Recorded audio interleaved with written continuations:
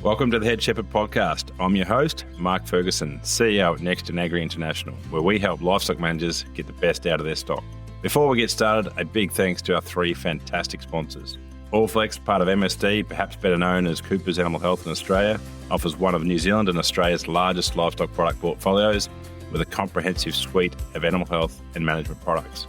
Heininger is a one-stop shop for wool harvesting and animal fibre removal. The Heininger team have a deep understanding of livestock agriculture, backed by Swiss engineering and a family business dedicated to manufacturing the best. ProA Livestock Equipment have been delivering industry-leading livestock handling systems to producers across Australia, New Zealand and beyond for the last 25 years to improve on-farm safety, efficiency and profitability. We are grateful to our sponsors for their support, helping us bring Head Shepherd to you each week. And now it's time to get on with this week's episode. Welcome back to Head Shepherd. Hopefully you're wintering well if you're in the Southern Hemisphere, or summering well if you're in the North. This week on the show, we welcome Pete Fennessy. Pete is a long-term livestock industry stalwart. He's been involved in a range of different things, the dairy industry, the sheep industry, the cattle industry, and a range of others. He was part of the starting group of founders for AbacusBio, a really successful genetics consulting company. He's also now started Ruminaut, which is a company looking at basically robotic rumens and sort of using those to understand a lot more about feedstuffs and processes than using the real form, and obviously a lot easier to try stuff in fake rumens than real ones. So, a really great conversation about what Pete's found over the year. We talk about the productivity gain that New Zealand agriculture sort of had for a number of years, and how that's flattened and why that's flattened, and sort of Pete's thoughts around what that future may hold. One thing we did talk about after the podcast recorded is he forgot to mention genetics as being a big part of that future 10 years and having the impact of genomics and genetics having a big role to play in the next decade. And that'll be the last question I ask him. So just a bit of a quick catch up there, or a bit of a fill in the gaps that Pete forgot to mention, or he rang me afterwards. So really interesting chat with Pete. He's pretty much, I think, 50 or 60 years in the industry, and a real wealth of information here in New Zealand, and great to have a yarn with him today. We'll get underway with that one now. Welcome, Pete Fennessy, to Head Shepherd. Oh, good to be here. Thanks, Ferg. Yeah, bit of a laugh, really. Well, let's see how we go. We've been keen to have you on for a while, and we've finally made it happen. So that's great. Yeah. But we might. There'll be a few out there that there won't be many Kiwis, but there'll be a few Aussies and elsewhere that don't know your sort of background. It might be a quick cook's tour. I mean, it could be. If we give the full version, it might take a while. So maybe a quick one. But. Yeah, we won't be giving the full version. I suppose I did a master's in animal science at Lincoln, and I got a job at Invermay in 1971.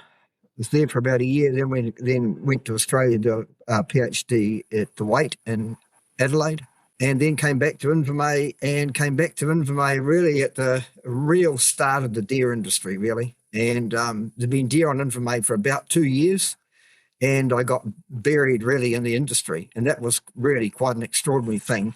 And at the same time, I did quite a lot of work in sheep research, but I think probably the deer industry gave me and both the sheep and the deer industry gave me big connections with industry.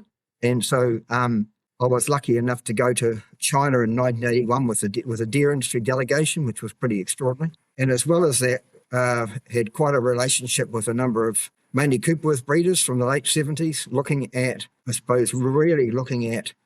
what at that time was regarded as a big problem, which was over-fatness, actually. We were having small lambs that were over-fat, and it was a bit of a problem. So we really went about looking at what the opportunities were to reduce that problem with genetics, and that was pretty successful. And farmers started to use very simple techniques like basically using drafters to look at their ewe lambs, basically, and stud breeders use drafters for their ram lambs, and basically we did some pretty basic genetics, and some of them particularly made a lot of progress, and that really went from there. And then, so I suppose, and then I was involved in research at Invermay until the early 90s, when I became a general manager of the new AgResearch, one of the general managers, and I was at Invermay looking after a whole lot of different other areas as well. But I left there in 1997 to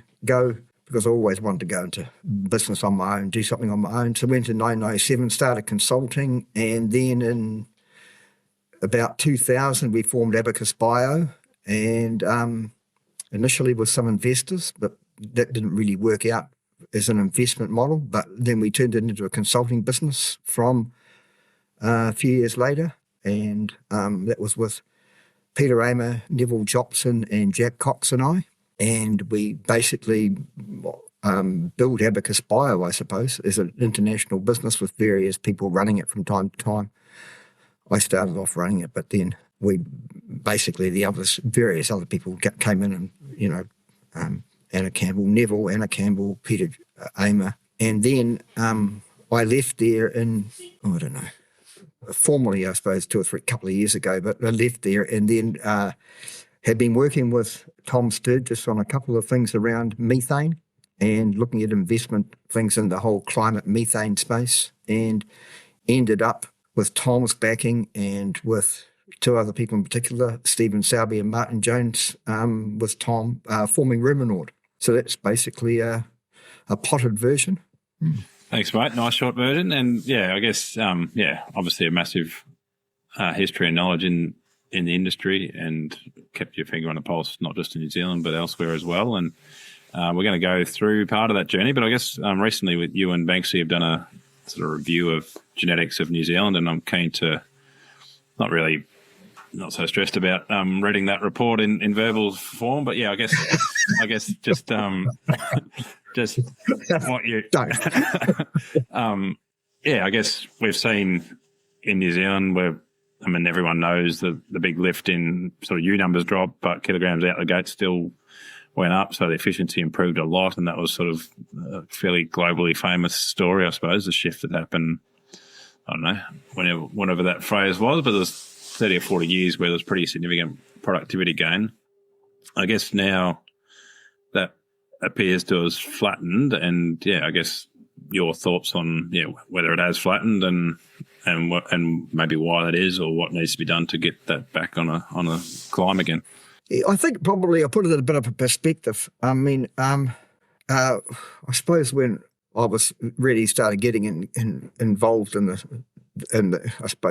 industry, in inverted commas, when I was at school, and then I saw a lot of things happening, and I think probably there are a number of significant things that happened that really led to what was underpinned, I suppose, the improvement of productivity. One was the realisation of the potential of crossbreeding, and that really was, initially border Romney crosses. And that was, it was in the 60s, early 60s, really. And that saw a lot, and then that eventually led to the Coopers. And so I was at Lincoln at the same time that Prof. Coopers and Vern Clark were heavily involved in a sort of getting the, really building the story behind the border crosses.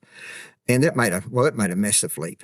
And I happened to, when I was at one of my years at Lincoln, I worked on a farm in Southland where a guy was doing 130% lambing, which was quite extraordinary at the time, with a crossbred type thing, and with selenium, actually. It was one of the original selenium, probably one of the really early places where selenium deficiency was found in northern Southland. So those sort of things have quite an impact on, I suppose, what became the improvement in productivity. And I suppose when I was a student, there was a lot of talk about stocking rate and all that sort of stuff. People are really probably taking their cues from the dairy industry to some extent. But then the per animal performance was lagging, in the whole country really, but particularly in the North Island. And I suppose then from the mid-80s, there was a lot more emphasis, and I think a whole lot of things happened. A lot of younger people came into the industry, younger breeders were in the industry, and they started to have an impact, and a whole lot of things, the group breeding schemes with Tony Parker and Gibson from then Lands and Survey, they had big impacts, and people like Prof Coop and Prof Ray at Massey, those two guys had a massive impact. I think as all that sort of stuff happened, it was people, really people driven. And so what happened was that from the mid-'80s, productivity just started to improve, really, and it kept on improving. And I suppose the things that really improved it were reproductive rate went up a lot. That went up. The carcass weight went up. The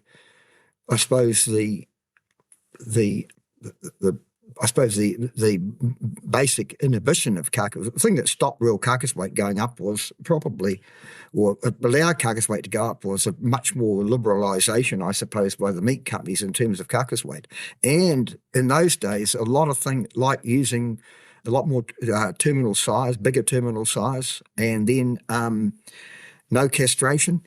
And so that was a big thing. Then that eventually went, and crypt orchids were then, and now it's back to wethers again. But everything else it's because you can now grow things. You can grow sheep bigger. So I suppose all those things happening. You had people.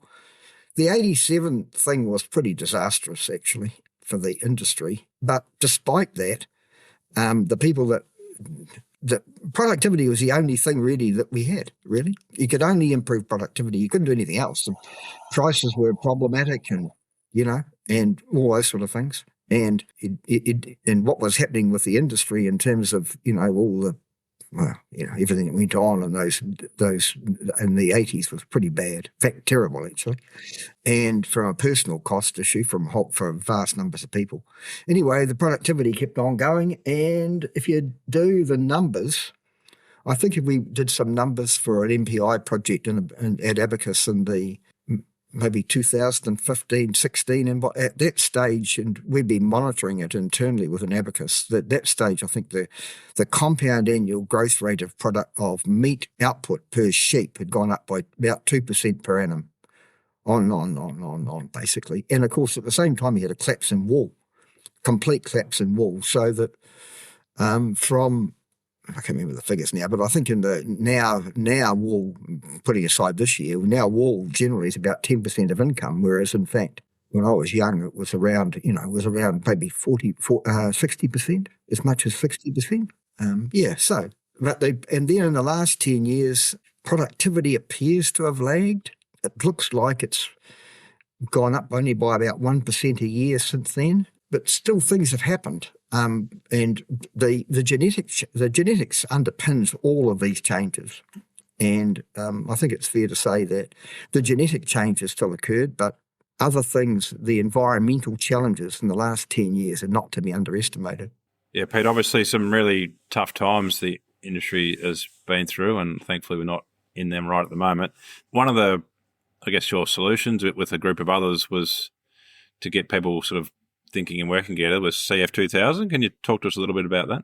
Oh, yeah. Well, yeah, CF2000 was quite remarkable, actually. And we just had a field day in South Otago that Simon Glennie and Simon McAtamney and I talked at, because Simon McAtamney was one of the original guys in CF2000 with his father, actually, in South Otago. Anyway, what happened was Alan Shaw, who was quite a remarkable breeder and very visionary man, came to see me when I was at Invermay and said, things are pretty grim now in the early 90s. It was about 92, but 91 was pretty grim. 91, 92, 93 were all pretty tough in the industry. And he said, what can we do? And he said, I'd just like to bring farmers together in a way that they can talk, basically. So it was a mental health thing, really, in many ways, but they call it mental health now, but it was really, that's what it was about. It was about bringing farmers together and giving them a reason to talk about something. So we put together a sort of a benchmarking idea where, and it was pretty obviously very manual in those days, but we got together a group of people and basically gave them pretty simple tools to measure, worked out a few things to measure. So it started with Alan and the late Alan and the late John Labes and Bruce McCorkindale, who was the farm consultant at the time. And so I suppose together with a group of pretty influential farmers, we put together there's about half a dozen key farmers involved at those days, put together CF2000. In the end, we had about over 50 farmers engaged. And they met regularly, and we met, and we basically got a number of them to start recording the performance on farm, really. And I suppose a dozen of them really got really into it in a big way and really did quite a lot of stuff.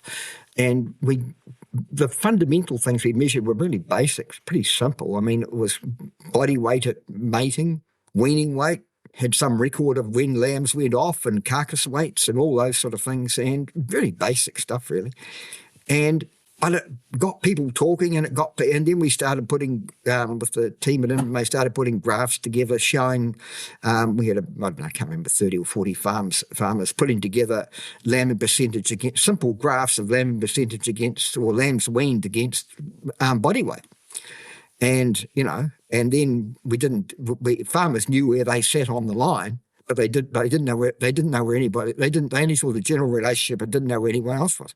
But there were a couple of real notable outcomes. One guy in particular said, well, hell, I've got 80 kilo ewes and I'm below the line. So he threw out his flock, basically, started again. So pretty dramatic things like that. And the other person who was involved was a late Earl Holgate, who got really involved as well, was a pretty remarkable farmer breeder as well. So there was a number of people like that who really got engaged. Anyway, it was a great thing to happen, and a great number of, it really got people thinking. I was thinking in South Otago about a lot of things, and I was talking to Simon McAtamney recently, and he said one of the things that came out for them was the value of a summer crop. And so now, it's just for lambs. And they're still doing it. And he said, the neighbours might say I'm lucky, but it has been planned, you see. So that was it was a great outcome, actually. And, but it worked. Yeah, I think those benchmarking kind of groups have similar stories in different parts of the country and world where they've, that getting farmers together and tackling a problem together has been a really powerful model. And obviously that worked back then and it kind of works now. And I was chatting with someone the other day who was reminiscing about being in a group like that and how powerful it is just to really kind of know what's possible. I think we're useless as humans until we know what's possible. We were chatting the other day about sort of breaking the 4-minute mile or whatever. Like once someone's done it, you're into it. But if you don't know that someone can do, if everyone thinks you can only do 110% lambing, then you'll just do 110% lambing. Like it's roles. That's exactly correct. Yeah. Oh, the other big thing I think that actually has happened, which has been one of the things that's almost happened by stealth, is the number of ewes per person. A number of the things that happened. I mean, when I was when I was at school, or 1,000 ewes would be a massive number of ewes. Well, hell, I remember hearing a North Island guy talking about having nearly 5,000 in the late 60s, thinking, well, how on earth would you do that? But those sort of things are just, well, we just take them for granted now. They just think, and I think the reduction in labour, from going around and lambing ewes and bearings and all the stuff you used to have to do, and tipping ewes, getting ewes to sit up again, and finding the ones that just lie down and want to die, and yeah. All those sort of things. Yeah, it's kind of it's always interesting, I think, because we're not talking 3 centuries ago. We're talking not that long ago, and I think we take for granted the systems we have in place now, the breeding values we have available to us, and all the things we can do, which just make it our lives like we can still find it hard to do things sometimes, but it's so different to what it kind of was in those days. And we've got to, I guess it's nice to reflect back and think, geez, we would obviously no one would have sheep now if you had to run around and do all those things. You wouldn't be. I mean, that's the only thing we've got is productivity. Yeah. It's the only thing we've got. I mean, it's a long time. I mean, I'm talking 60 plus years. It's not exactly. It's not exactly yesterday, but it feels like it. Yeah. I don't know if we've sort of covered it properly, but in the last decade or so, if that line has flattened, and I don't know what your estimate it is now, but so if it's not doing 2%, what is it doing, I suppose? And then is there any obvious reasons for that, other than kind of all the old tricks aren't working anymore, or we're not using the old tricks? Or I think it's probably about 1%. It's hard. To be honest, it's pretty hard to Yeah. get the data, because you've got the problem of falling ewe numbers and you've got trying to compensate all the time for the estimates and everything. But I think it's probably about 1%. I think that there's a couple of things happened. The reproductive rate still kept on improving. The genetics has still kept on improving, but I think there's been a bit of a, I'm not quite sure why, but carcass weight sort of stalled, and I'm not quite sure how much of that is due to how, I suppose with the price signals around carcass weight, which is one issue, and whether it's just there are just difficulties in terms of growing sheep for longer. I mean, when we remember the stuff we did at Abacus 10 years ago now, but the shift in the improvement in the rate of growth the rate of daily growth has been quite extraordinary. And part of if you look at what's happened is the carcass weight's gone up, but the proportion of lambs that were killed, say after the end of May, has gone from sort of maybe a few percent, which were mostly just late small lambs, to the actual, the spring lamb, which is maybe 30% of the, nearly 20, I can't remember what the numbers are, 25-30% of the total kill now is that late. But the animals that are killed before May are much younger than they used to be. You got bigger, much heavier weaning weights than you used to have, and much better summer growth, actually. Despite the challenges of drench resistance and all those sort of things. And so there's much better management. So I don't know, really. I wonder whether I think the health challenges are much more tough in the last 10 years. I think the big facial eczema problem, I think it was 2016, 17 in the North Island. I think whatever year that was, had the carryover effect of that's pretty severe. So those sort of things just keep on going. So I don't know how much of it's management. It's not a genetics problem. It may be partly that the market signals, but it may also just be that the environment has just got a lot tougher and a lot more, variations are a real problem. Variation between years, very hard to manage variation. Yeah, no, Australian listeners will be nodding their heads. Yes, exactly. Dealing with plenty of variation. And obviously plenty here too, just at probably different scales. But I want to go off track a bit and go on a different tangent briefly, and then we'll cut back to maybe more what you're doing now. But setting up AbacusBio, obviously threw away a salary at AgResearch to set up AbacusBio, and it's always a nervous moment when you do that kind of thing. But obviously a really successful consulting innovation company working with some very big sort of clients these days across, and now spreading kind of globally, well, not kind of, globally. I guess any thoughts on what's made that business successful? And again, it'll be about the people, I guess. But I guess what is it about is there anything unique about the business model that you reckon was sort of part of its success? Well, just a bit of background. I'd always decided that I just didn't want to be. 5 years was enough for me, to be honest, in that sort of job.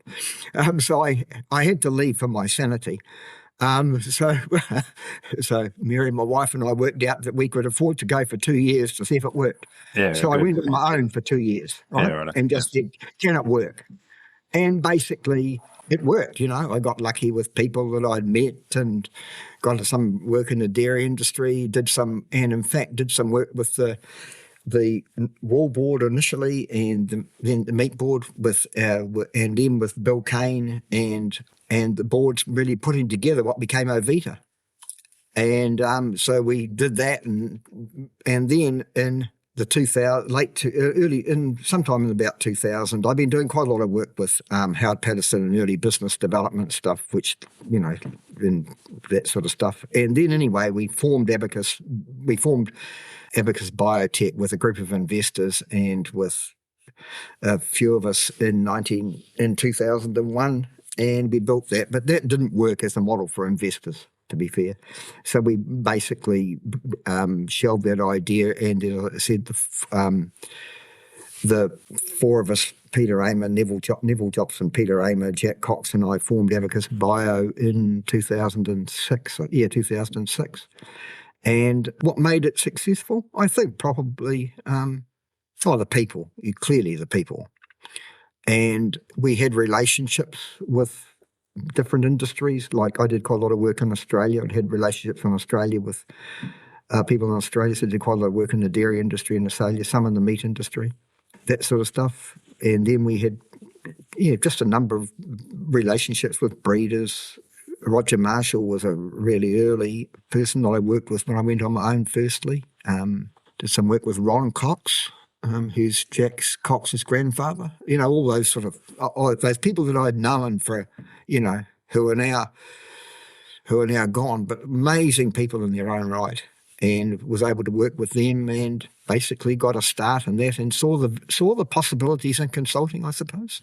And the real gap, the real gap to me was in the science was getting more and more sciencey, if you like, and it was getting harder to understand. So how do you bridge the gap between the science that was being done and putting into practical application? And my interest had always been in how to make stuff practical.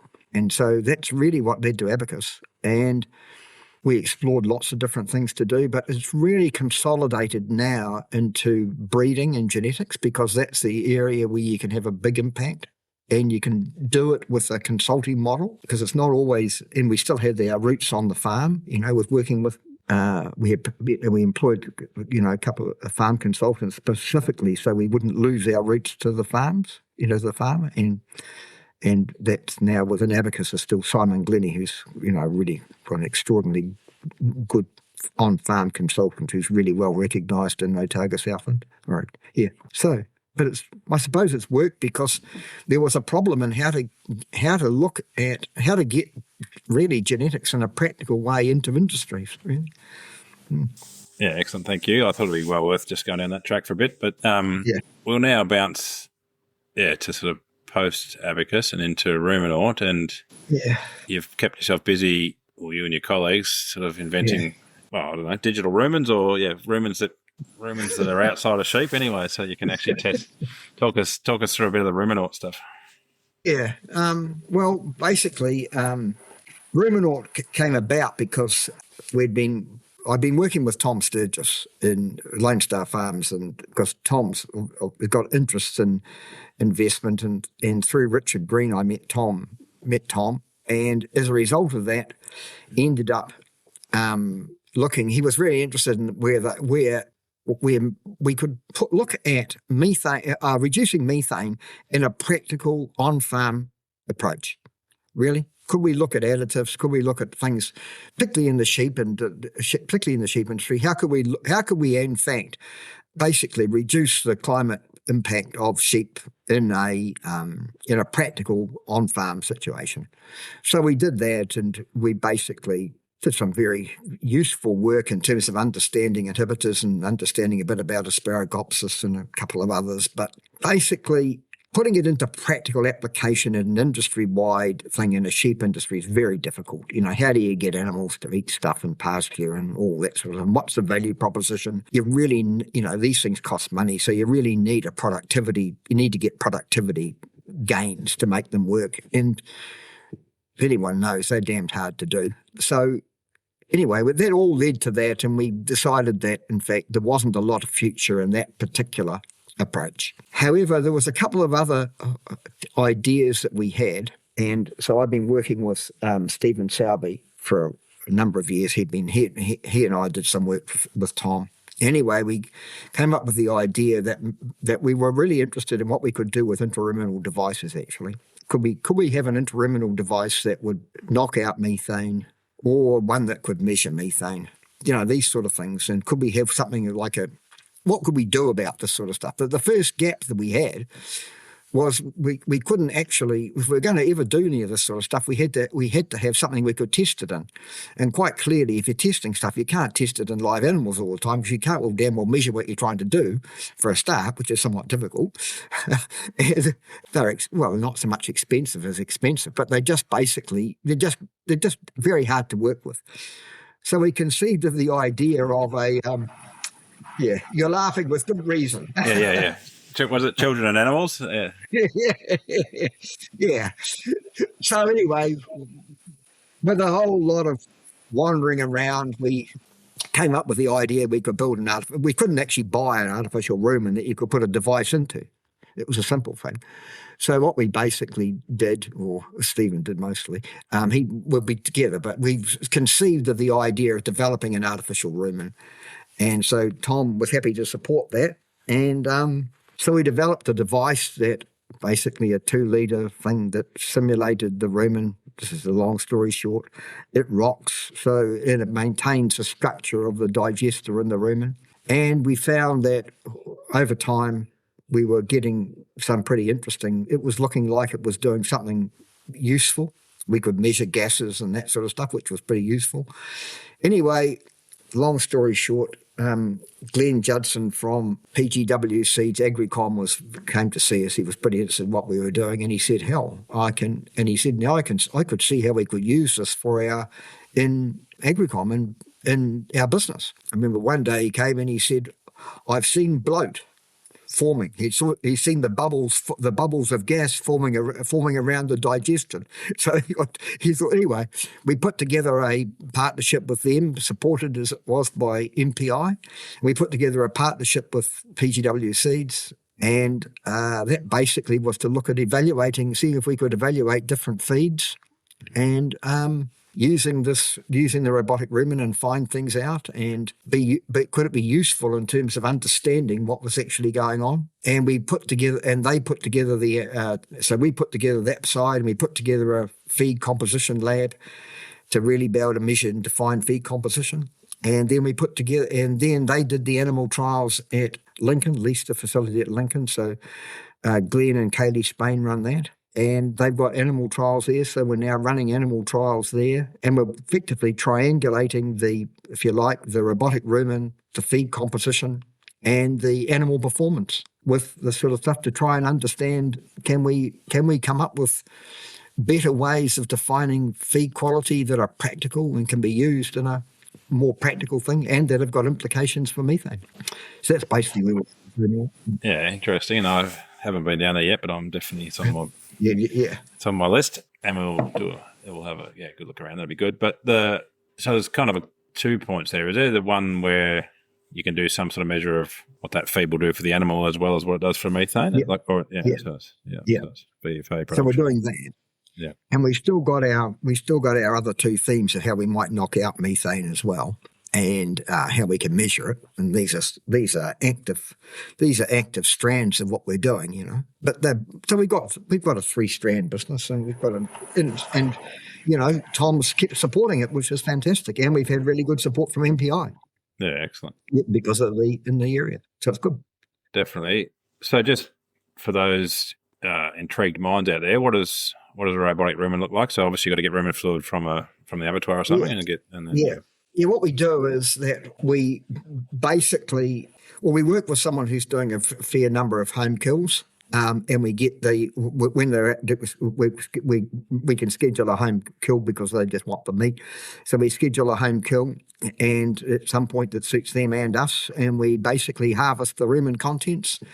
And we harvest the rumen contents, and then you can get, from a rumen, you get enough to start 20 to 25 of these robotic rumens, maybe 30 of these robotic rumens. So you put in, you basically take the rumen and you put the rumen contents into this rocking device, which is about 2 litres, and you put that in, and we put in basically artificial saliva which is basically it's artificial saliva we put in, and get it going, and it starts making methane within a couple of hours. Starts making methane, and after about a week, we feed it every day, and we replace a third of the saliva.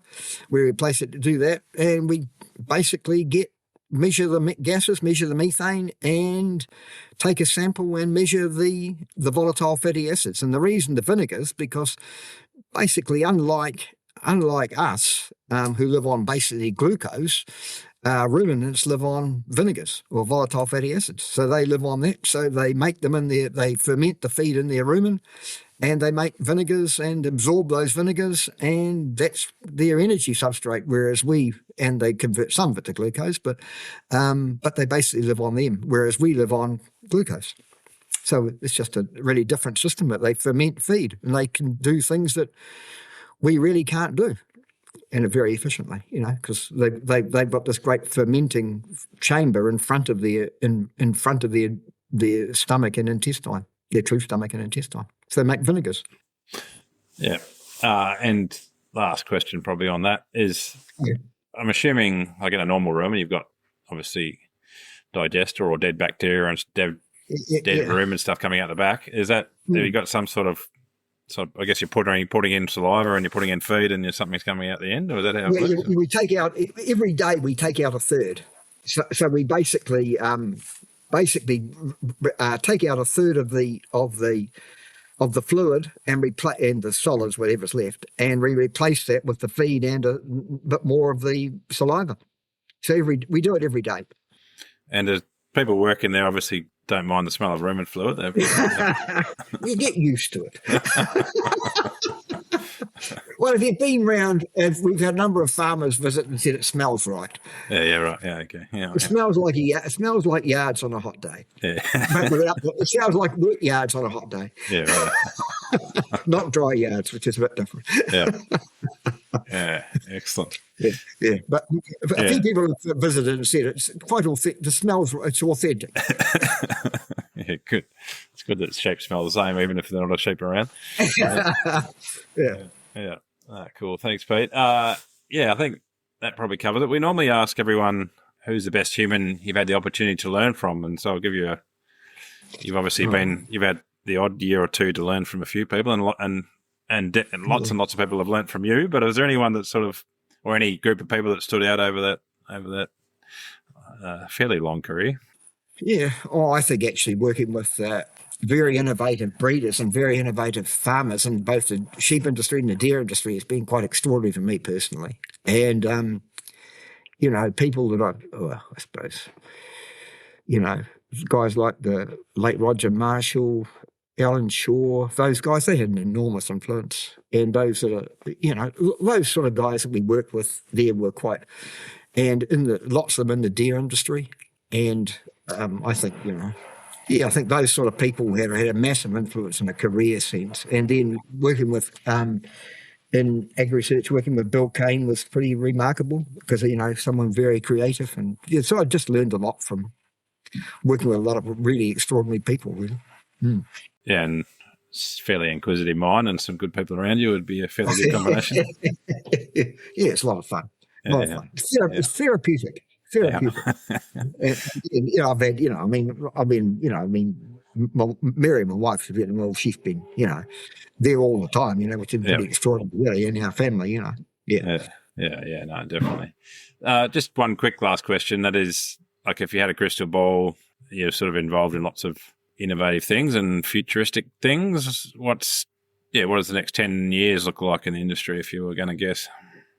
I think we're going to I think that I think we'll get one hell of a lot better at feeding, at both the feed itself and I think the management of the feed. Things like, things like halter and all those, and those grazing, that's, and the people and the devices, those, the devices you put inside the room and to get stuff. I think that's going to effectively shifting from herd management to individual animal management changes everything. And I think we've now got the tools. I mean, we've been talking about this for 40 years, for as long as I've been around, but now we're getting the tools to do it. Yeah, no, definitely. Yeah. And I think that, to me, that's the biggest one, is how animals in a very large herd or a very large flock become individuals from a management point of view. That's what you can do. And feed management. They're the two big things that I think are going to happen. And feed quality.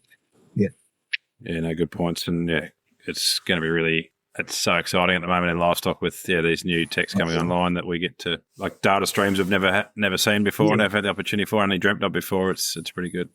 Absolutely right. Yeah, they're extraordinary. Yeah. Awesome. Thanks, Pete. Thanks for your time, mate. And congratulations on a long career, making a difference. So, great to have a chat today. Hope it can keep going for a while yet. We're not knocking you off just yet. No, perfectly not. Good on you. See you. Thanks, mate. Bye. Thanks for listening, and thanks again to our 3 fantastic sponsors. Heiniger, who are proud world leaders in the manufacturing and supply of professional sheep shearing and clipping equipment. Allflex Livestock Intelligence, part of MSD Animal Health, offer extensive livestock product portfolio focused on animal health management, all backed up by exceptional service. ProWay Livestock Equipment offer turnkey solutions from design through to professional installation and specialise in facilities that are tailored to your specific operation for all livestock species. We thank these three great companies for their ongoing support of the Head Shepherd podcast.